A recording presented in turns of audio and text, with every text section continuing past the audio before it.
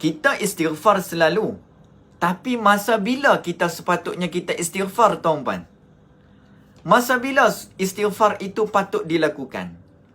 Allah Ta'ala berfirman apa dia? Wastaghfirullaha innallaha ghafurur rahim. Maksud dia apa, tuan-puan? Okey, makna istighfar ni, makna ayat tadi apa dia? Dan mohonlah ampun kepada Allah. Okey, sesungguhnya dia Maha Pengampun lagi Maha Mengasihani. Allah suruh minta ampun. Tetapi waktu bila, tuan-puan, kita nak minta ampun ni? Mari kita tengok. Okey, yang pertama, maksud istighfar itu sendiri apa dia? Yang pertama adalah maksud istighfar itu menundukkan hati kita. Menundukkan hati kita yang selalu kita sombong, yang selalu kita ujub, yang selalu kita beranggapan buruk kepada orang lain, yang mana hati kita ni sentiasa memikirkan rezeki itu rezeki aku, bukan untuk orang lain. Wa na'udzubillahi min zalik. Jiwa kita, fikiran kita terhadap Allah. Kita fikir, kita menundukkan perasaan kita sebagai hamba Allah, yang mana kita perlu mohon keampunan. Okey, itu maksud istighfar. Dan juga kita menyesali dosa dan kesilapan yang kita lakukan. Okey, itu adalah maksud besar istighfar. Alright, baik. Waktu bila kita nak baca, kita nak sebut istighfar ni? Okey, ada 1, 2, 3, 4, 5, 6, 7, 8. Tuan-puan, ada 8. Ada 8 waktu istighfar yang kita nak kena buat ni. Apa dia, tuan-puan? Okey, yang pertama, sepanjang hari, siang dan malam. Yang pertama, Ustaz, itu bukan spesifik dah. Itu adalah umum dah tu. Keseluruhan hari kita kena buat istighfar. Yes, tuan-puan, selagi mana kita bernyawa, selagi itu kita istighfar. Yang pertama. Dan yang kedua, dia pergi kepada kecil-kecil dah. Yang kedua apa dia, tuan-puan? Selepas buat dosa, terus istighfar. Jangan fikir, aku baru lepas buat dosa, lepas tu aku nak istighfar pula. Macam macam main-main dengan Allah Ta'ala. Tidak, tuan-puan. Tidak. Allah Ta'ala suruh kita terus istighfar apabila kita lakukan kesalahan ataupun kita lakukan dosa. Contohnya, terumpat. Contohnya kan, tersebar apa tu? Tersebar mesej-mesej ataupun terbuka aurat ke. Tu, yang kedua. Dan juga yang ketiga. Selalu saya pesan benda ni. Selepas saja live ataupun selepas saja kita ada kelas, sentiasa istighfar sebelum tidur. Sebelum tidur. Yang ketiga adalah sebelum tidur. Alright? Ramai yang tidak buat sebelum tidur. Sebab apa? Terus fikirkan nak tidur. Sebab apa? Nak bangun sahur esok. Contoh. Nak bangun awal pagi esok. Kan? Terlupa yang dia tu nak mati sekejap lagi.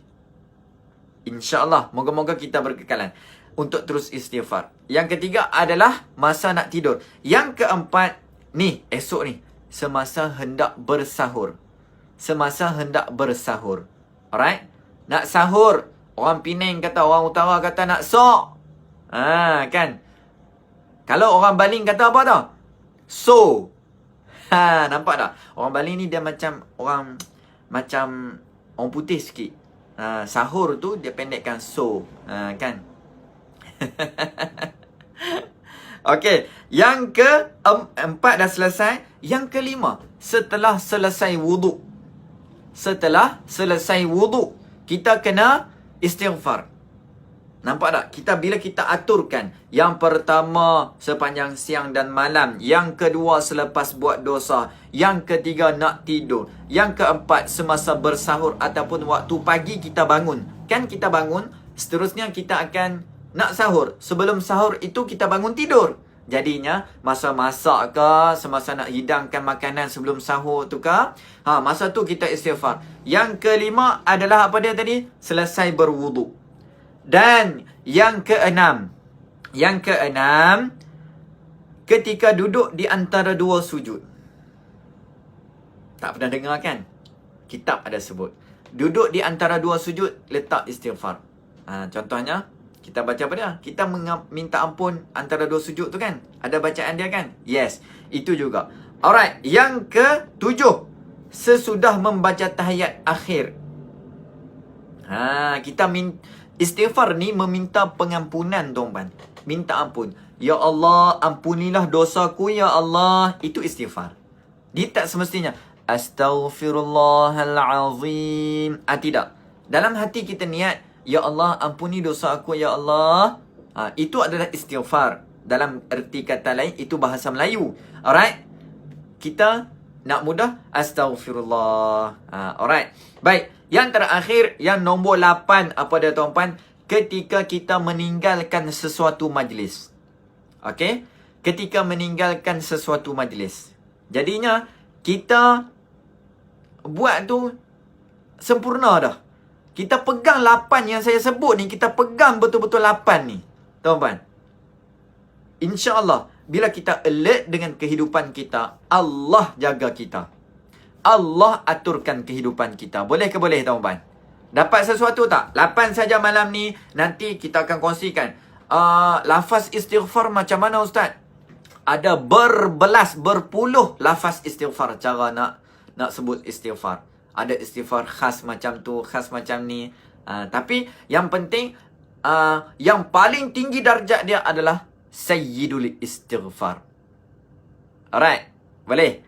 So, sebelum dapat hafal Sayyidul Istighfar, amalkan dulu Astaghfirullahalazim. Yang tu yang pendek. Astaghfirullahalazim alladzi la ilaha illa huwal hayyul qayyum wa atubu ilaih. Itu yang panjang sikit. Yang ketiga, Sayyidul Istighfar tadi. Alright. Boleh? Dapat sesuatu tak, tuan-puan? Kalau dapat sesuatu, tuan-puan kongsikan kepada orang lain supaya ramai lagi yang dapat manfaat macam ni. Bila mana orang buat waktu-waktu yang saya kongsikan dalam video ni, tuan-puan kongsikan dan orang lain buat sebab tuan-puan kongsi, tuan-puan dapat sama macam dia buat tanpa mengurangi pahala yang dia dapat.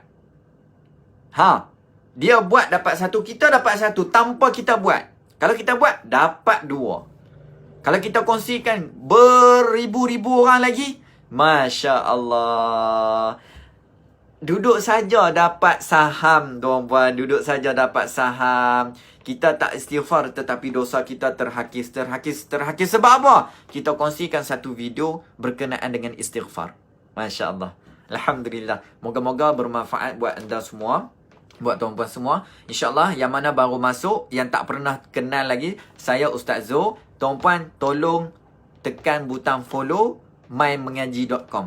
Boleh juga subscribe YouTube channel mymengaji.com. Banyak perkongsian kita berkongsi di dalam tu, InsyaAllah. Especially dalam live kita jalankan setiap hari di page mymengaji.com. InsyaAllah. Alhamdulillah.